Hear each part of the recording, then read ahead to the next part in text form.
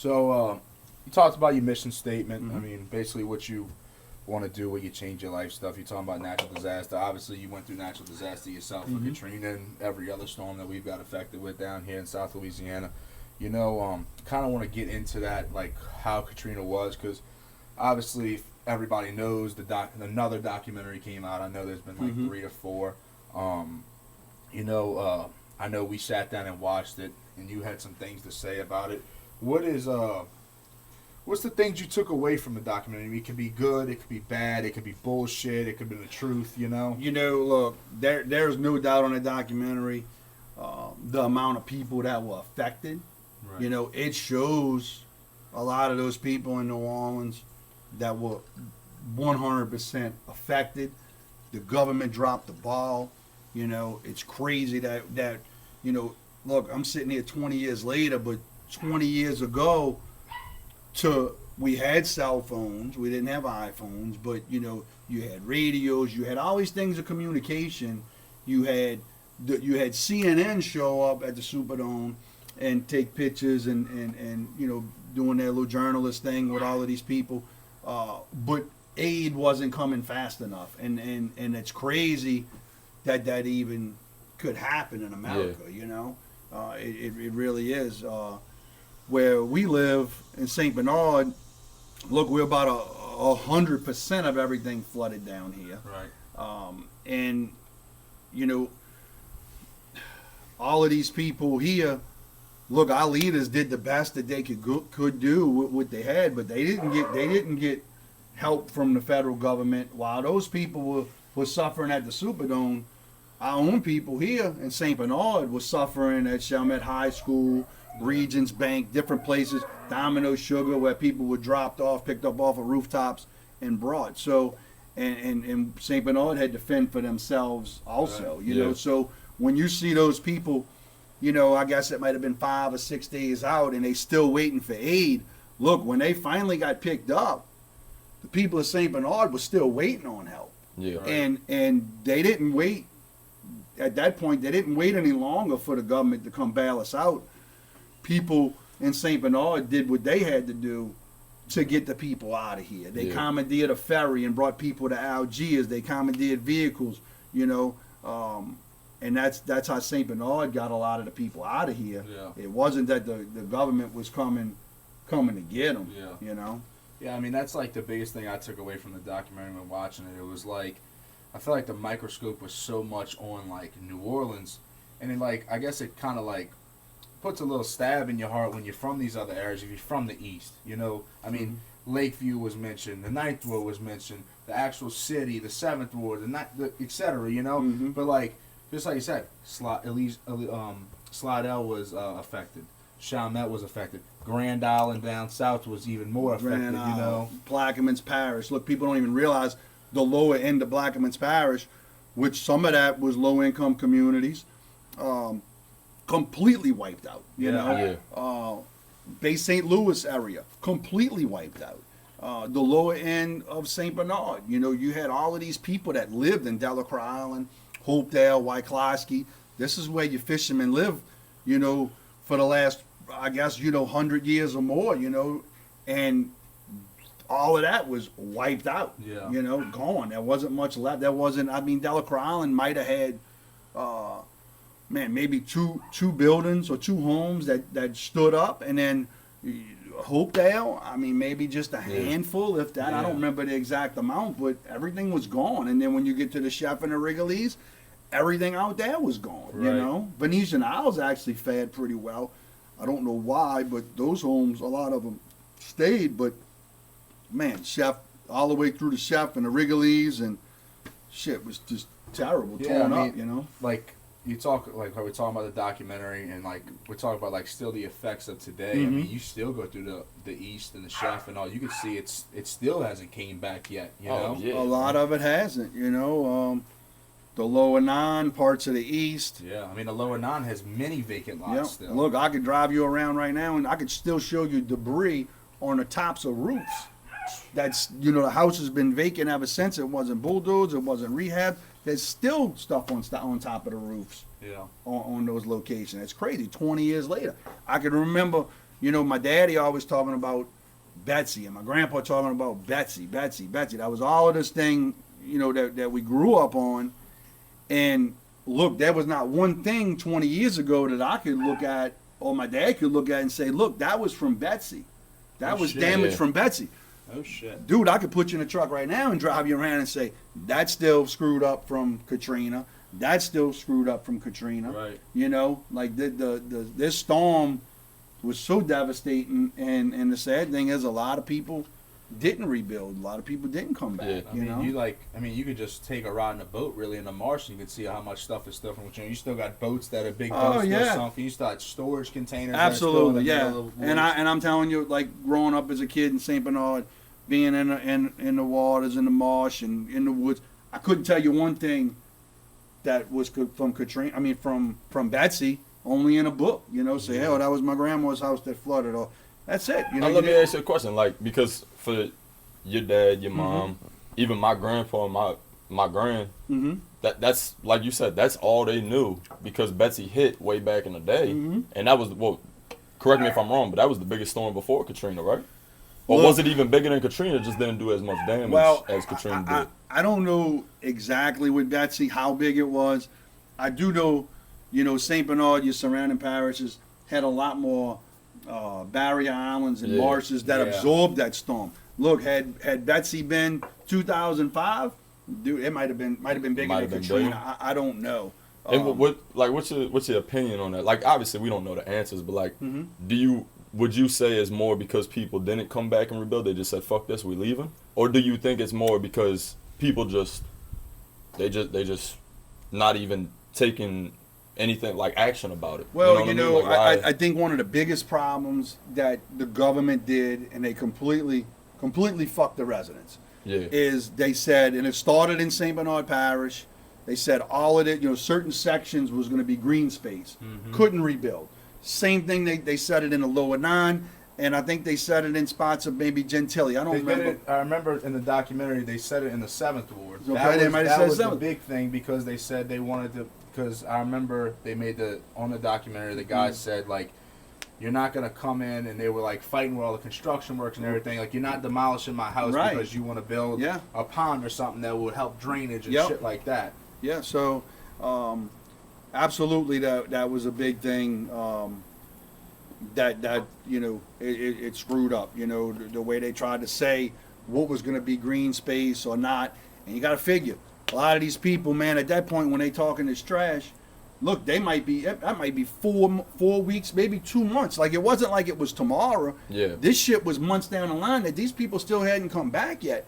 So, and you had people that had, you know, elderly family, they had kids in school. People had to make decisions at that point, right? And put them in school, whether it was in Arkansas or Houston or whatever it was.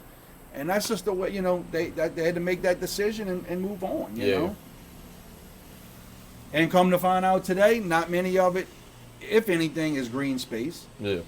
And you know, the government comes in and says, you know, you got to tear your. That was a big fight. You know, you got to tear your house down. It's beyond repair. Man, most of that was bullshit. Yeah. Most of the people that put back their houses, you know, it went back without much problems if you had a few dollars to put in it. And then when you look back at the buildings that were demolished, which is screwed up, is governmental buildings, whether it was schools, libraries, shit that the government owned, they tore them some bitches down. But people like me who were investors, look, I bought damaged properties and rehabbed them and sold them and put families back in them to live. In commercial buildings I bought and did the same thing. But the government would take a commercial building that could have been rebuilt. Hannon High School was a prime example. Look, that was a big backbone of this community here. And they chose to tear the school down and relocate, which had they stayed and rebuilt that school, which could have been rebuilt, you know, it was not, it was flooded, but it wasn't completely destroyed. You know, you would have seen a different impact of people coming back to St. Bernard. So look, I feel the Archdiocese let these people down in St. Bernard for that. And then I see it, like I said, on government buildings that they tore down. They didn't need to be torn down. You know, look Yeah. at Charity Hospital. Yeah. I mean, you're going to tell me Charity Hospital's been vacant for 20 years? Yeah, it flooded the first level. Yeah. But I don't know how many stories Charity Hospital is. You telling me you couldn't rehab that building? And that's crazy because, like, I always thought about this as seeing Charity Hospital when I was a small kid and now being an adult, you know? Like, Mhm. you couldn't rebuild Charity, but all of a sudden we put millions and millions into this big old new Universal that they put in as the new charity. But it's like, so we're just going to keep that building Yeah. there forever and just screw it. It could be vacant and it could be a shithole in the city. The government always finds a way to remove the money where it makes sense Right. and just dump it into something else that might not be a bad thing for the area, Yeah. but by that time it took years to build, you know, this new facility. They could have rehabbed a lot of the existing structures. So let's go like a little play-by-play, you know, Mhm. like being in St. Bernard Parish, being in southern Louisiana, we get a storm every year. Mm-hmm. And let's not sugarcoat it. The media makes it out it's going to be the worst thing ever in history. Right? Like, I vaguely remember, I can't tell you the storm, but it was like, oh, this storm's going to be travesty, and like all the memes on Facebook and stuff, Mhm. it was like a blown like lawn chair over, you Right, know? right. But so like, give me that where it was like, what was your first reaction when you said, oh, this Katrina, this tropical storm is coming into the Gulf, and if it does turn into a hurricane, it's going to be named Katrina. Like, what was your first mindset? Was it another like, that ain't going to be shit, or was it Let like... me tell you, you know, so at that point, I just had started installing complete home generators. And I sold a lot of them that year, mainly because of the year before we had a hurricane that came through here, which was really odd, in July. We don't ever get hurricanes in July. Right. Yeah. But I think it happened in either late June, early July. We got a low hurricane, and it made people, a lot of power outages, stuff like that. So I started marketing them and selling these, and I was selling the shit out of them. So when Katrina was in the Gulf, man, I had sold a pile of them. All my workers, they bailed on me. You know, Yeah. everybody was going to evacuate. So I sat here for 3 days, working into the night, hooking all of these generators up on people's houses, and one, because I knew if they had a storm and lost power and they had that, it would help me in business sell more. Correct. And two, look, I just, my work ethic, I had to put them in, and I didn't want to come back in 2 weeks and fool with them, even if it wasn't a bad storm. I wanted them hooked up and done and get paid. The funny thing is, I didn't get paid, not one of them, on 5 till weeks after the storm. And Yeah. look, luckily, all of these people that bought them were really, really good customers of ours, and they paid me, But believe me, like just seeing all the and none of them houses flooded. One house flooded on Jefferson Avenue, but the generator stayed right above the water level, and the house was elevated, and he stayed there the whole time, and he was grateful for that. But the whole time, that shit's on the news. It wasn't even. You could have told me it was the biggest natural disaster in the world coming, and I was going to hook them 5 generators up, and move on, And then even at that, I didn't really, look at storms as a threat, Yeah. When they would come and people evacuate, to me it was kind of cool because everybody left, maybe a couple people stayed, we cooked out. Feel like you're in like your own little Little world your for a own little world. bit. We Yeah. rode around through the parish, Uh-huh. the lot power might be out, you go wherever you wanted, you did what you wanted to do, and it was fun. So I didn't think that storm was going to be that bad. Yeah. Looking back now, I mean, hey, it was a bad storm, and then the complete infrastructure of all our levees is the problem, The Yeah. storm really wasn't that bad, it was all of the man-made failures Yeah. that happened, So like, as you talk about like the storms come, people evacuate. It's like your own little world. But like, I know that day before when it was in the Gulf Mhm. and the news was going crazy, and it was like, oh, this thing is now turned into a Category 5. Mhm. Like at that point, still like, what influenced you to be like, I don't give a shit, I'm staying? Look, I'm born and raised in St. Bernard. I'm a blue collar worker. I didn't come from much, so look, I never worked for anybody. So everything the income that I would make was because of me, or I worked in a family business. So it wasn't like my company was going to give me a couple weeks off to move out, to go live in another state. Look, I had to be here to protect, or try and protect what we had for our business. Yeah. And as soon as that storm passes, that's where hey, we would help a lot of people, with roof damage and fixing electrical services. So I was here to get ready the next day and go to work. Basically. Exactly, and I never thought in a million years we would have that much water. We put our vehicles in a part of St. Bernard that never flooded for Betsy, and it was still 6-7 feet of water. So that's why I stayed. All right, so at that decision, you made the decision. I'm staying. I'm not leaving. I'm going to work the next day, getting everything ready. But when that storm was on top of you. You had to know, this is a bad son of a bitch. Yeah, look, so everybody was gone. Most people evacuated. My wife, the young kids, they all went to Baton Rouge. My mom and daddy, they stayed 2 blocks over. They had a 2-story house, so they stayed. But I didn't know many other people that did stay. And the night before, really the night Katrina came through, I'm sitting at my house and a sheriff deputy, he pulls up. He says, "What you doing still here?" I said, "I ain't leaving." He said, "You got a Sharpie?" I said, "For what?" He said, "Because you need to write your name on your arm, so when they find your body, they'll know who you are." I'm like, "Man, get out of here with that trash," So he drove off. I went inside. My house was boarded up, and I stayed there, well into the night as that storm started coming. Look, now the day before, we prepared. We did whatever we could to board up and bring stuff to higher ground, get the generators ready on our houses. And that day, if y'all ask, what was it like? Look, it was a cloudy day, a little bit of sun. You knew something was eerie, but you didn't know what it was. I mean, obviously, a hurricane was coming. You'd start getting these small outer bands with wind, little drizzle. And look, like I said, I went and hunkered down in my house and was watching TV and, doing my thing. I was cooking and, I didn't realize it was a problem till about 2 in the morning.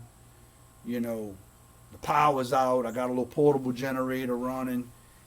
And I wake up and, man, the house, you could feel the house breathing like this, you know what I'm saying? And I can't express it any other way. The house was breathing. I mean, the wind at that time might have been blowing 80 miles an hour. Man, I got up, I sat at my bar, and man, I was nervous. I'm not gonna lie to y'all. And I rolled up a joint, and dude, I lit that joker up, and the smoke when I blew it out went, because that house was breathing. I'm like, man, this is not good, Yeah. And that's when I decided at that point I moved. I had a couple of friends that was at the St. Bernard port, and I went and stayed over there through the rest of the storm. And thank God I did, because when the water came and hit my house, it hit it with such force, it blew the house off the foundation into the street. I don't know if I would have made it out fast enough at that point. You got to understand that when the storm hit, I'm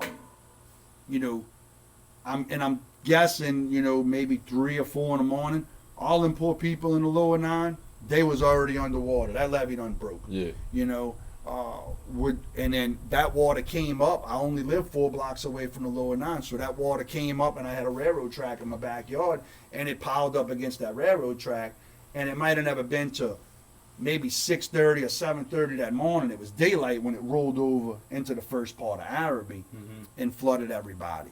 So that might have saved my life. I don't know. If you've seen pictures of my house, you'd say, man, you wouldn't want to be in there. I can promise you that. Yeah, absolutely. So, tell me the play-by-play of how you went through this storm. Obviously, you just said you left, you went to the port. you knew that water was coming over the railroad tracks. Like at that point, your mind's got to be racing. Like, what's my next step? What do I have to do?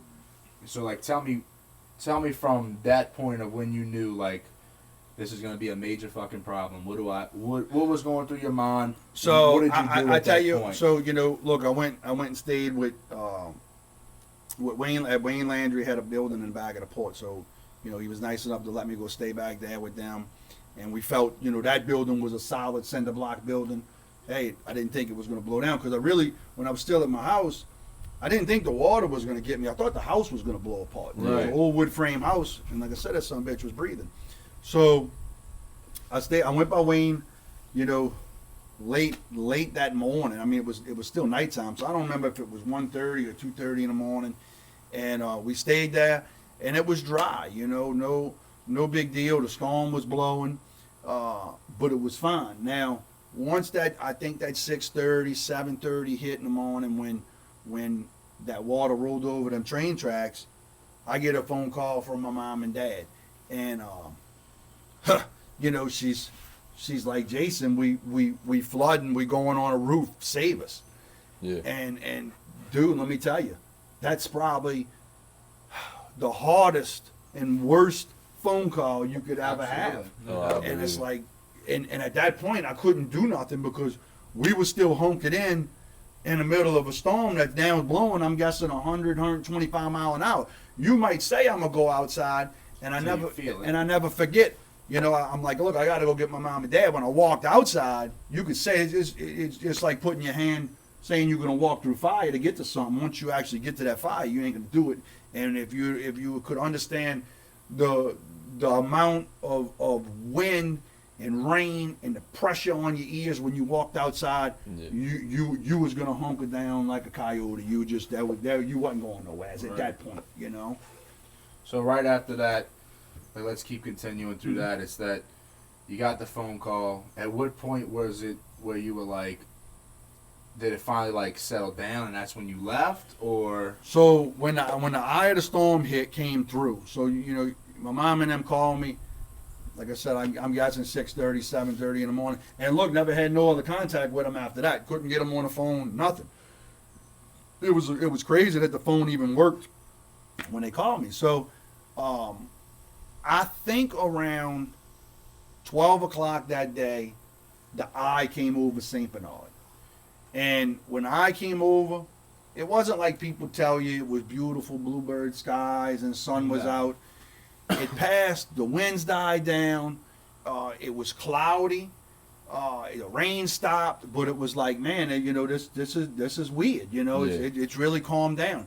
So at that point, I'm thinking, all right, well, what do I got to do to get back in the other side of Araby with a boat? And really, as fast as I could even try and put them thoughts together, man, here come the wind again. And when that storm come and whipped back the other side, here we are we were another 4 or 5 hours of a major ass whipping on the other end of that storm, So, and in that eye, when that eye flipped, I think at that point, I know the eastern end of St. Bernard Parish was completely under, but there were people that came and look, St. Bernard Port, if you're standing on there and you're looking at St. Bernard Highway, I seen the wall of water coming and vehicles coming. People was riding that wave from Violet to get to higher ground. Now, how they knew the port was higher ground, I don't know, but they were coming. Now, the port didn't get 8-10 feet of water. It might have got 4 feet. But those people, and I never forget, there was a 90 model Ford pickup, white, single cab, and there was a ZZ Top looking dude that was in it. I don't know who he was, but I remembered running out and grabbing whatever we grabbed. I don't know if it was stuff off his car. I don't know if we grabbed the purse. I don't know, but I remember going to help this guy and brought him back to that higher ground, which was only, maybe 100 yards. And then from that point on, like for the next, maybe 4 hours, that storm beat our ass again. So how did you get to your boat, your vehicle to start? Now it's because in your mind, I mean, this is not crazy to say, it's like Navy SEAL mode. Like, how do you know, like, all all right, now it's time to go to rescue my loved ones?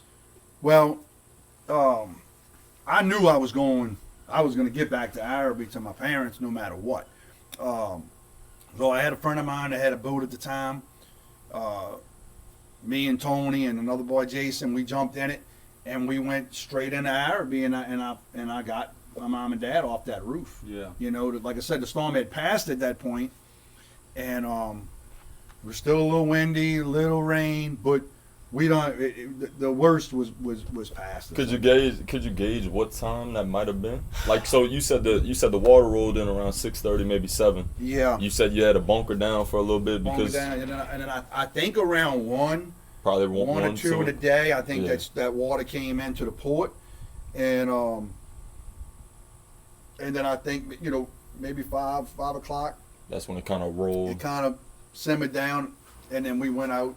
Went out. Okay. And started, and then look, you're not thinking.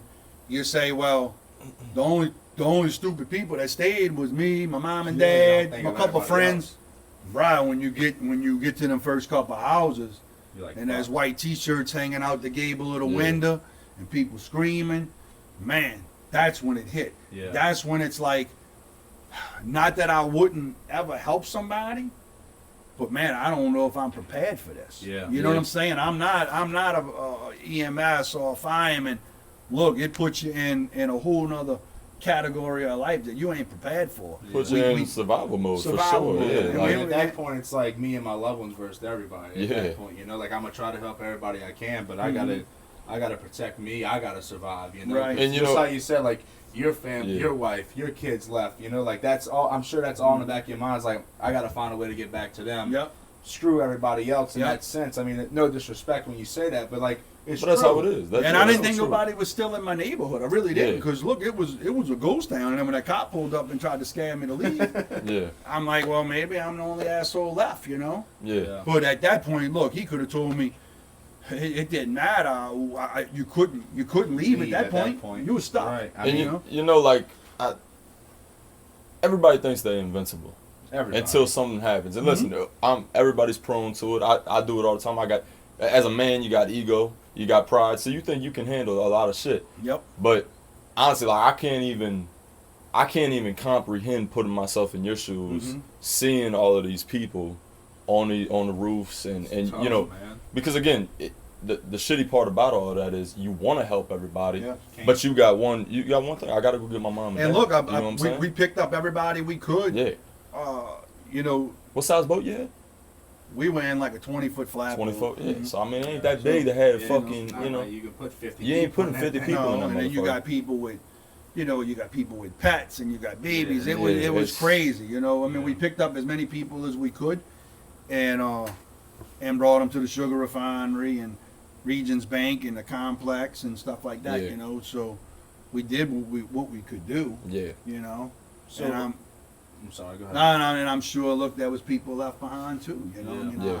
I guarantee that. So what was? So as you get to your boat, Mm-hmm. as you get to your family, you got everybody. You're somewhat safe. You feel Mhm. like, all right, well, at least I could ride the rest of this out in my Mhm. boat. What was your next step? Where'd you go from there? Because I mean, I vividly remember the story about when you go over to try to get in the river and the craziest thing happened. So you like tell people that aspect of it. So I saved my Toyota truck, little green truck, 4-wheel drive, 99 Toyota, where my babies were bred at. Little badass. I still got it, and I saved it during that eye of that storm. I was able to get it up on the river levee, and I never forget. I mean, it's obvious. You can see the river's the highest point, the levee, and man, I was taking that truck and I was trying to ram through the gate Yeah. and knock it down to get on that levee. And I don't know who it was, but a dude pulls up. He's like, "Hey, what are you doing? What are you doing?" I said, "I'm trying to get this truck on the levee." He says, "They got a big old opening right there." He's stupid. But my mind wasn't. Yeah, you weren't I right. wasn't Yeah, thinking, yeah. and all I had to go was another 100 feet. They had another Uh-huh. gate opening, and I put that truck on a levee and saved it. And I was able to take when I did finally leave. I took my boat and I drug it over the levee, and then I pushed it in the river, with that 4-wheel drive truck, and I went to Baton Rouge. So tell them the story about how you got your truck stuffed though, and then out of the blue there was just this. Yeah, so like, you know, the levee was saturated from the rainwater. Yeah. And I tried to go over with the boat. I was dragging it. I tried to drag the boat over with the truck at the same time, and I slid down, and my truck went into a tree. So a tree jammed in between the cab and the bed of the truck, and dude, I was stuck, you know. And I'm like, I didn't know how I was gonna free it up. And look, I don't even know where this guy came from. A guy walks up, and he's like, man, y'all need a chainsaw. And I'm No like, fucking way. you think? Yeah. And sure enough, dude, I grabbed that chainsaw, I cut the tree out the way, and then I was able to just take off a little bit, and the truck slid down the levee, and I backed it up, and then I went straight over the levee with the truck. Then I rehooked to the boat, and then drug the boat over on my downhill side. That way, I was just pulling it at that point, and then I got it in the river Badger, because the Badger was dry. And it's crazy to think, like, during that storm, the river turns around. Yeah. Yeah. Blows up. I'm talking that water was probably 3/4 of the way up the levee. And Violet, you know, which is 5 miles from there, that water was splashing over the levee. And I was able to, it was dry, like I said, in a batch, and I was able to take the truck, push it in the river, and I went all the way to Baton Rouge. And then I remember you telling me you got picked up by a tugboat, or you hopped on a tugboat, or something of that So nature. I had hopped on a tugboat. The first one I seen maybe around Reserve, and he was just, you know, pushed up against the Batcher, and you know, a big bar. It's a barge with a tug, and I climbed up on there and up in the wheelhouse. You know, they had a little TV going on. All you could see is the Superdome, and that was my first. You know, contacted somebody that had a little bit of information on what went on around us, because at that point I didn't know. I only knew right here in St. Bernard what happened, you know. And I never forget the dude. His name was Louis. The tugboat was the Catherine B. I'd love to find this guy or the tugboat and maybe some of the crew. You know, it's 20 years later now. But I never forget they was cooking. They had chicken and sausage gumbo with eggs in it. And the dude, he had a little Cajun accent, and he said, you know, y'all want something to eat? And like, yeah, goddamn right, we want something to eat. And man, he made us a bowl of gumbo, and then somebody else in the wheelhouse, he starts frying eggs and bacon, and dude, we were just scoffing it down, and it was the best, because all we had at that point was peanut butter. Yeah. Peanut butter and a couple crackers, and I had some beer that I drank the night of the storm when I never went to sleep, you know. So that when I had that truck, we slept that first night in the truck. The air conditioning worked, so my mom and daddy got in the truck. I stayed in the back of the truck. Mm-hmm. We had nothing to eat but a little peanut butter. I had some beer. I sat back there, and let me tell y'all, it was the prettiest night you're ever gonna see around this place. Is the way it looked. Not for the devastation, because you couldn't see it and you didn't know what all went on completely. But when you sat in the back of there was not one light anywhere. The refineries were out. There was no boats in the river. It was complete darkness. The stars were out, and no mosquitoes. And dude, I just laid in the back of that truck, dude, and just thank God where I was at. Drank my beers, and then the next day we started off again. You know. That's crazy, man. Mm-hmm. So like, I mean, it's hard to wrap your head around all that. Like everything you went through, everything everybody else has went through. I mean, I was a baby, so I didn't really go through it like that. I mean, the biggest thing that I took away from it was, not the biggest thing, but the only thing I could really relate to is like when Ida passed over here. You were talking about like how you were in the eye, and then all of a sudden, like I remember walking the street here when Ida hit. Mm-hmm. You know, just I mean, like, oh man, it looks like it's over, and then all of a sudden, the eye passes and you back into the shit again, you know? You're getting on the side of it. So, and this is weird to say, I vividly remember, for some reason, that I think the documentary that we were talking about kind of like refreshed it to me. But nobody that's not from here, because it was nationwide news, it was like the people in the French Quarter, like the reporters, they're like, oh, New Orleans survived again because there was no water in the French Quarter. Right. But none of them reporters, nobody knew what was really going on. Like how we talk about I think it's the 17th levee canal. 17th canal, yeah. That levee broke. Talk about the violent when that broke. So they didn't know that all these people were really in that much danger because all eyes were, of course, on New Orleans. Well, the violent one didn't break on the river. It just overtopped it. Oh, okay. And when you get on the river, when you get on the levee system on the Mr. Go, when you get from, maybe halfway from Chalmette to Violet, that levee was gone. It was completely flattened. When you got down toward Verret, big section, maybe a mile long, flattened. Yeah. That was the levee was just gone. So I mean that's where St. Bernard got that first initial rush of water. Yeah. So like, and just a little off topic, but I just want to hear it from your point of view. And again, we're not experts or anything like that on this, but what do you think caused them levees to break? And now they got a bunch of. I'm not talking about conspiracy. I like you, and you can tell me straight up. There's a big conspiracy about that just shit. like they said Betsy did it. They Exactly. So, like, but from your opinion, that? the infrastructure, like you already brought it up earlier, the infrastructure and the man-made side of it. Do you think it's like how do you think that levee actually you caved think they in? blew the levees, or you think Or do you think it just was, naturally? I think Hurricane Betsy, it was blown. My great grandfather worked for the Corps. He was one of the people blowing it. So I think, from what I was taught as a kid through that, I think it was blown for Betsy. Yeah. Do I think it was blown for Katrina? I really don't. The reason why, these people say they heard a big boom in the Ninth Ward, and I'm not saying they didn't. Right. When you had all of these levees crumble in St. Bernard, before those levees probably crumbled, that pressure was up there in that industrial canal on the Ninth Ward.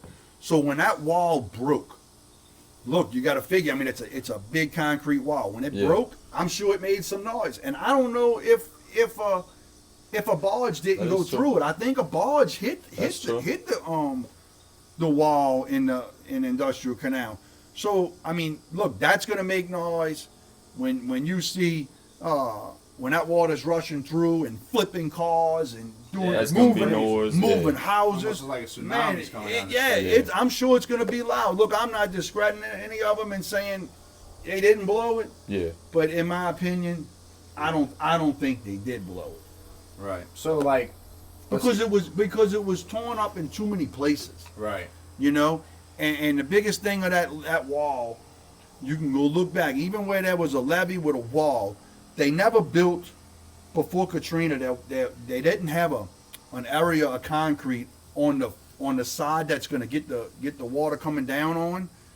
Before, when it came over, there was just a small piece holding up the T-wall, and then it was grass, and that's where it ate out. And I actually got pictures of a couple of them like that was washed out. So I think that's, one of the things that caused those levees to collapse was because there was nothing on the other side of them as that water came over, and then it washed it out and caused them to collapse. Yeah. So in the documentary itself, it pretty much talked about how, like FEMA shit the bed, and they're talking about this dude Michael Bush, how he was eating. Michael Brown? Was it Michael Brown? I think it was Bush. Was it Bush? No, or it wasn't Brown. Bush was the president. Maybe It might be Michael Brown. It might have been was the Michael head of Brown. FEMA. I think Bush was the guy that was at the. No, that was.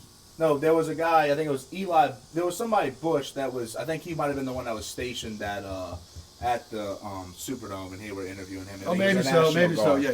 But I mean, talked about how FEMA completely shit the bed with this. Like, tell me, like, how did your community and government respond?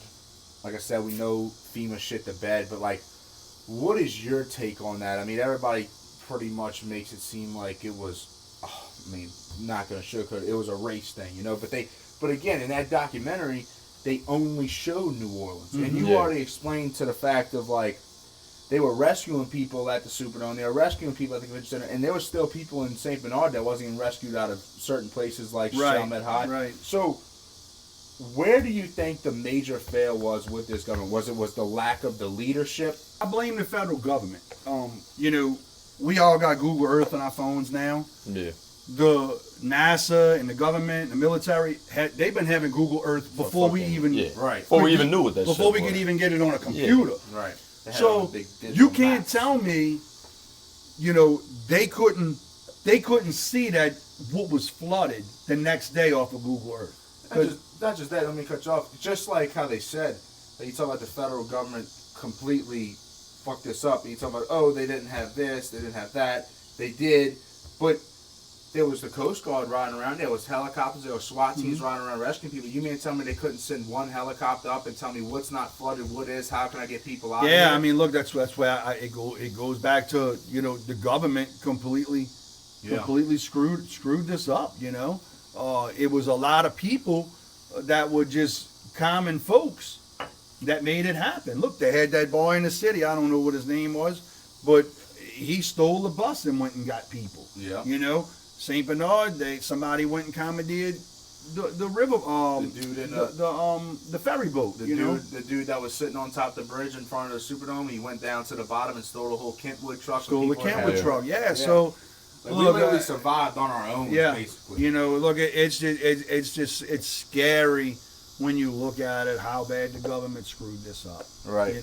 And what, just piggybacking off of that a little bit. As far as the support from the federal government, donations, anything like that, explain your story a little bit, because I think people got a misconception about how much help actually came to these areas. As far as FEMA, might have gave everybody, I don't know, might have been $2,000 or something like that to buy, clothes or food or whatever it was. People did get debit cards, weeks after. But when you see. Look, and I'm all about charity, so don't take this wrong. But when you see, country singers putting together events to raise money for Katrina victims, survivors, you got all of these different groups raising money. Look, I'm from a very large family in St. Bernard that everybody was wiped out. I don't ever remember getting one dime from any of that bullshit. So, look.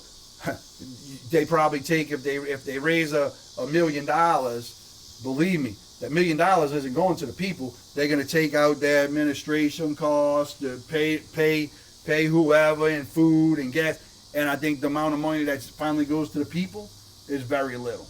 Because I never seen a dime of it. And as far as FEMA, I got the first couple of checks. That was the hardest agency to deal with. When you was trying to fight with your insurance company and FEMA, they did provide other assistance, but it was a nightmare.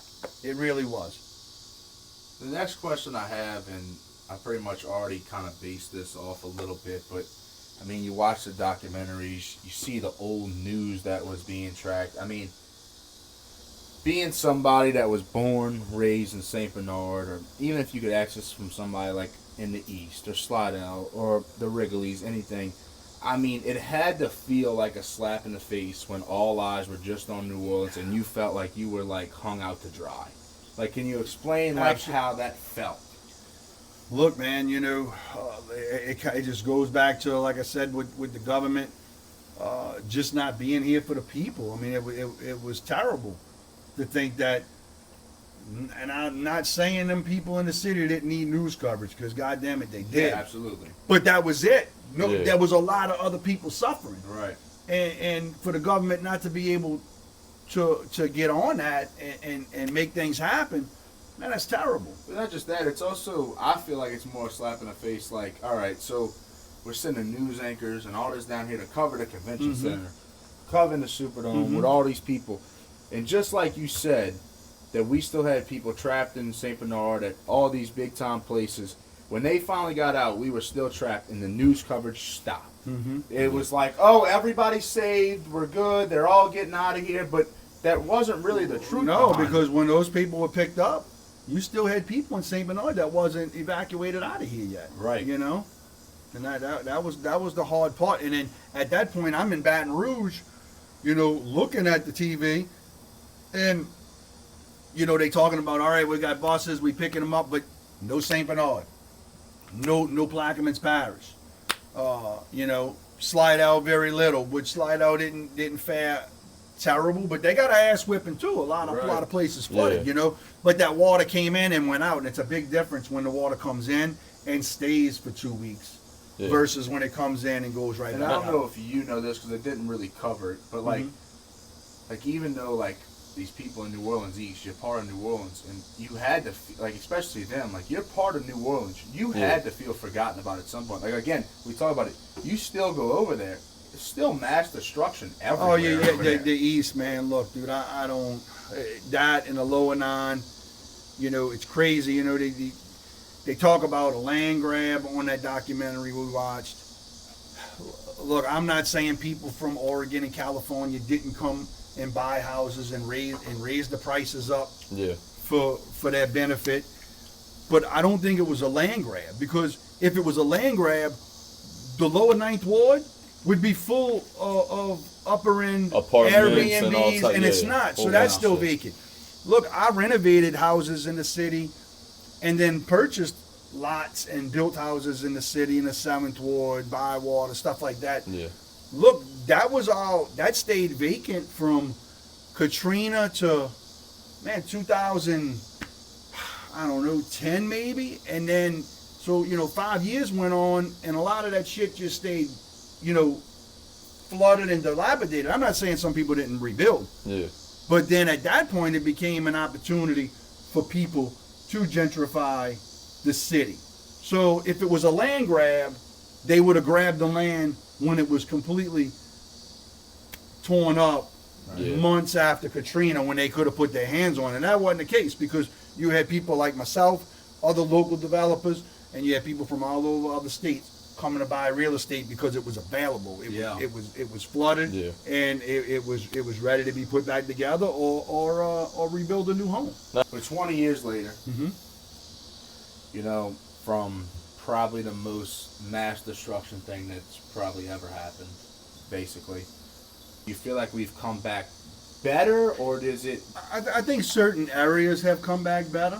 I really do. Most of St. Bernard has come back. I mean, we might be 40-something thousand residents compared to 68,000 pre-Katrina.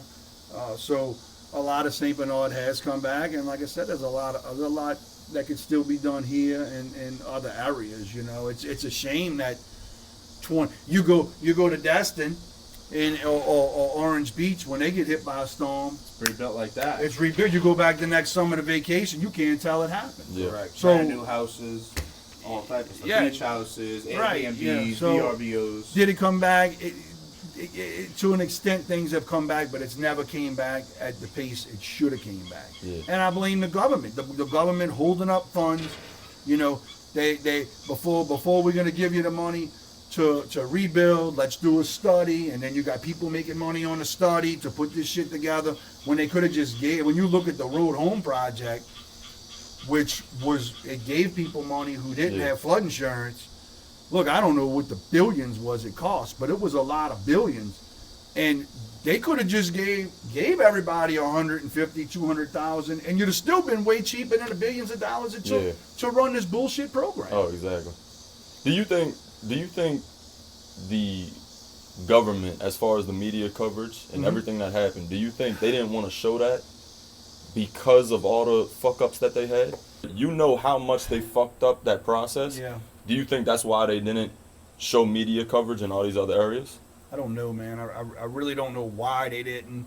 Look, had they showed more footage of everybody and realized how big the problem was, you might have seen a different impact on recovery and immediate help. Yeah.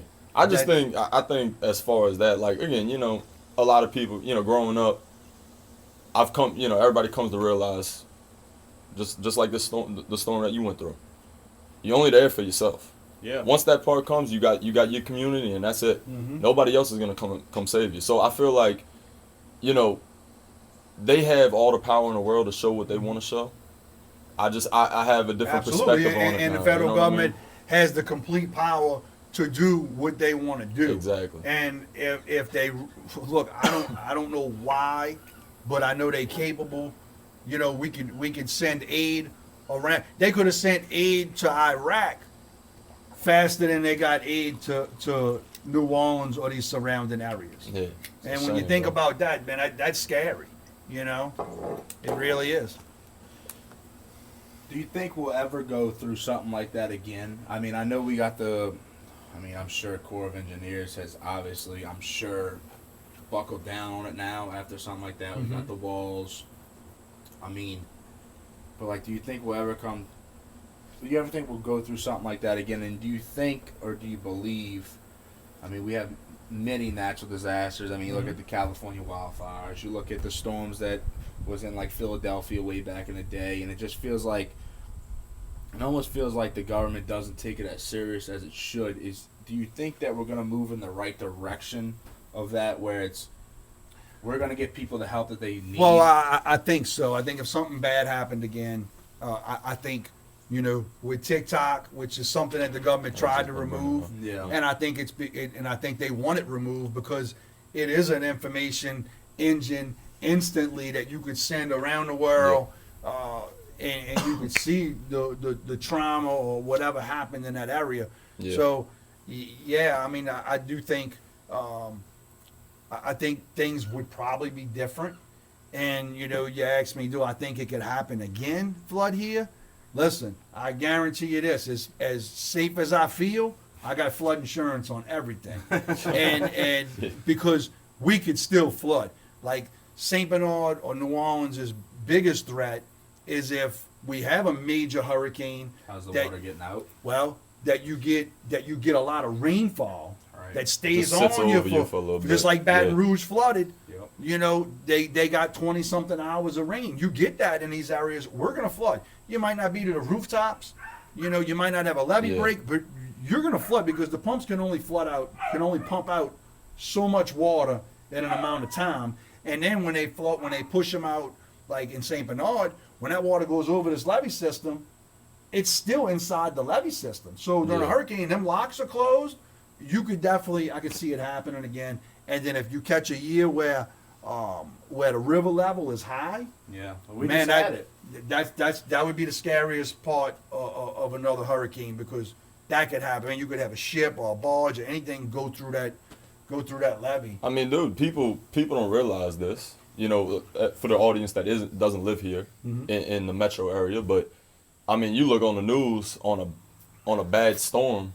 Be a tropical storm. It might not even be a tropical storm. That motherfucker sits over here for 3 or 4 hours. They telling everybody put their fucking cars up on the neutral ground. Right. You know what I'm saying? Yep. So yeah, I mean, we do live in a bowl. You know what I'm saying? I mean, below sea level. And look, I think it could happen. You know, would the devastation be as bad? No, because I do believe that many areas. I mean, I think they put like $350 billion in this levee to rebuild it, which has a 27-foot wall, and then it's got 100-foot sheet piles underneath it, concrete wall, and I think you might have overtopping, and you might have a spot that breaches, but I don't think you're going to have miles of a levee that's going to collapse. Right. Yeah. And be as bad as it was, Do you, as far as the future, and I'm look, we're not no experts. I'm not. This can be just your opinion. Vague question here. But do you think 40, 50 years from now, do you think the South area of Louisiana, do you think that still will prosper, or do you think because you see the marsh every year, they got the projections. Every 10 years, it recedes. You know what I mean? When I'm not saying the disappearance of marshland isn't a major factor, because it is. I mean, it's a crisis. But I can remember when I was a kid, sitting at meetings when they were trying to close the Mr. Go Down, which was one of the reasons why St. Bernard and New Orleans flooded. Right. I can remember them saying, hey, in 2050, New Orleans is going to be underwater. Well, what we in 2025? It's only 25 more years. 25 more years. I don't see in 25 years we're going to be underwater. But I do see, as somebody that's in the marsh all the time, fishing and hunting, I do see land disappearing. Yeah. But I don't think we're going to be underwater in 25 years. I really don't. I think it could happen maybe at some point, but not in the next 25 years. Yeah. All right, man. We are. like I said, great podcast with Jason Belandi, Change Your Life with Jay. We appreciate you tuning in. Make sure you follow all socials of Change Your Life with Jay. I think he has Facebook, Instagram, TikTok. Yeah, man, thank God for tuning in. If anybody wants to know a little bit more about my story, I didn't write the book, but I'm in the book. My dad wrote a story a few years ago called Rooftop Terror. Just talks about, the survival of Hurricane Katrina and trying to get back on our feet. And here we are 20 years later. And hopefully we got another 20 years without this kind of storms coming through. Yeah, I appreciate you actually sitting down with us and Ain't actually no problem, taking the man. time, bro. It was a pleasure. I really do appreciate it. Yes, sir. All right. Good.